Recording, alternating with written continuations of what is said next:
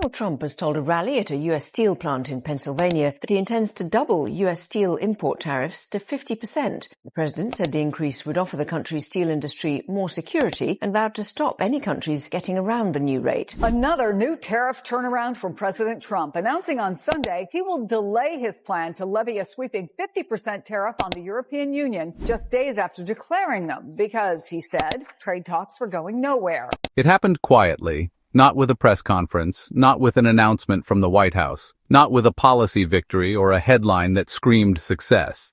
It happened in a series of boardrooms, earnings calls, and internal memos, and by the time anyone noticed, it was already too late. 5 major U.S. companies just confirmed what many feared but few wanted to admit.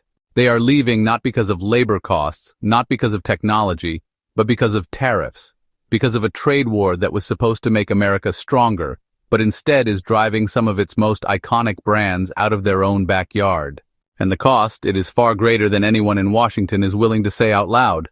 Hey, before we continue, do me a favor and hit that like button. It really helps us beat the YouTube algorithm and, shows your support. Thanks a lot. The first signal came from Bentonville, Arkansas, which is home to Walmart, the largest retailer in the United States and honestly the bellwether for American consumers. This week, Walmart's executives did not mince words. They said tariffs were strangling their margins and that they could no longer absorb the costs. Starting this June, Walmart would raise prices across U.S. stores, not just on electronics or luxury items, but on food, on essentials, on, everything. But that was not all. Walmart also revealed it was slashing inventory orders for thousands of products, cutting back on volume, delaying restocks, and even pausing contracts with some suppliers. Why?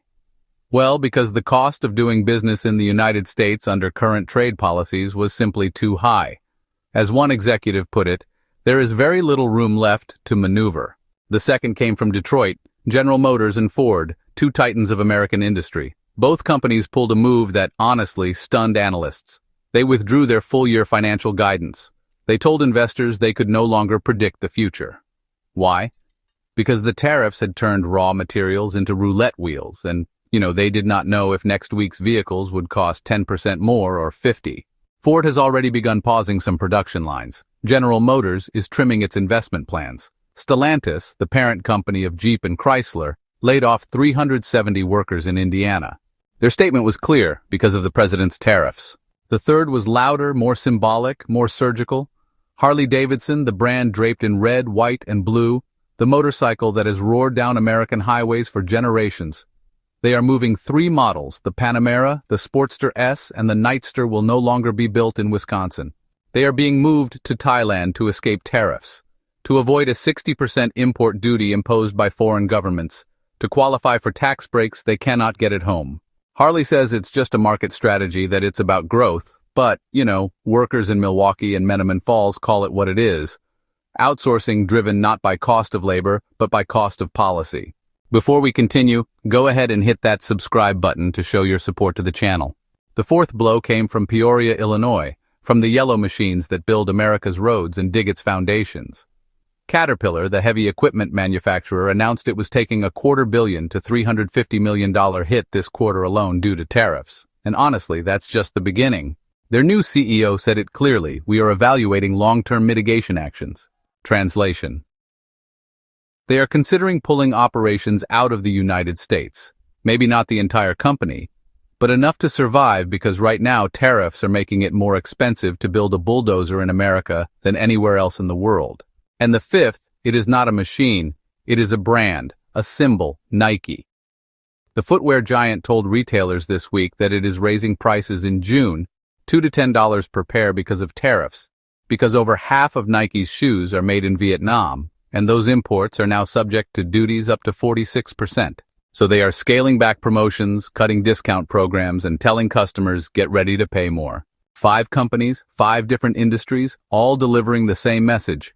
Tariffs are not protecting American jobs, they are destroying them. And those are just the ones that spoke out. Others are moving quietly. Polaris, the maker of Indian motorcycles and off-road vehicles, also withdrew its forecasts this week. Their reasoning: we can no longer plan with confidence because of tariffs. Target is closing underperforming stores and cutting orders because shoppers are tightening belts as prices rise. And the supply chains, they are unraveling. Executives at multiple multinationals say off the record that they are shifting more operations to Mexico, Vietnam, and Thailand, not for cheap labor but for policy stability because tariffs are no longer predictable. They are weapons, and no company wants to be the next collateral damage. This is not a phase. This is not a negotiating tactic. This is an exodus, and the consequences will not be measured in lost profits. They will be measured in layoffs, in shuttered factories, in shrinking product lines, in American consumers paying more for less. It is happening now. One supplier for a major retailer said it bluntly, "We are being forced to choose between raising prices or leaving the U.S. market. For us, the answer is leave. That is not an outlier, that is a trend." And yet the rhetoric continues that tariffs are a show of strength, that they punish foreign cheaters, that they help the American worker. But the truth is playing out in closed warehouses, in canceled contracts, in managers telling crews there is no shift tomorrow. In communities, watching long-standing employers disappear, there's a real sense of loss. Even large companies are scaling back logistics hubs and shipping routes that, honestly, just no longer make sense under the new tariff regime. Import costs are unpredictable, customs processing has slowed, and, well, the uncertainty alone is making long-term planning pretty much impossible. Tariffs aren't just taxes on products. They're friction across every part of the economy. And yeah, friction burns. Ask the suppliers who can no longer hit margins. Ask the farmers who cannot find export markets. Ask the truckers losing routes. Ask the manufacturers now competing with tariff-free competitors overseas. They'll all tell you the same thing. This is not working.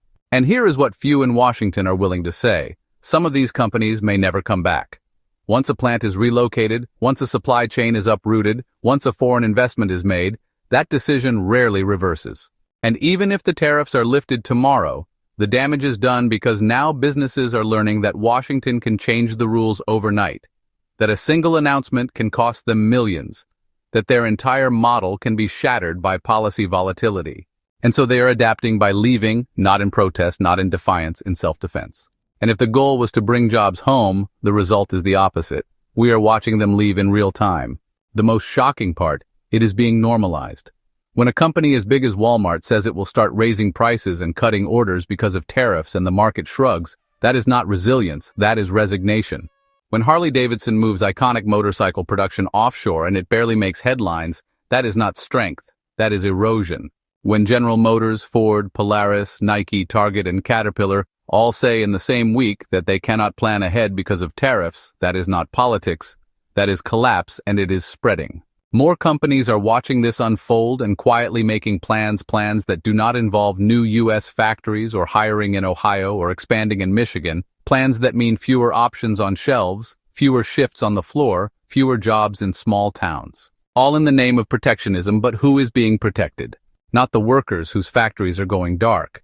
Not the consumers whose bills are going up. Not the small businesses caught in the crossfire.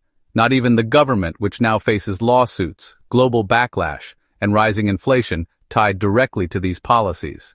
The truth is brutal, and it is this. You cannot tariff your way into prosperity. You cannot punish the global economy without punishing yourself. You cannot expect loyalty from corporations while turning their operations into political minefields. And you cannot claim victory while your supply chains are bleeding.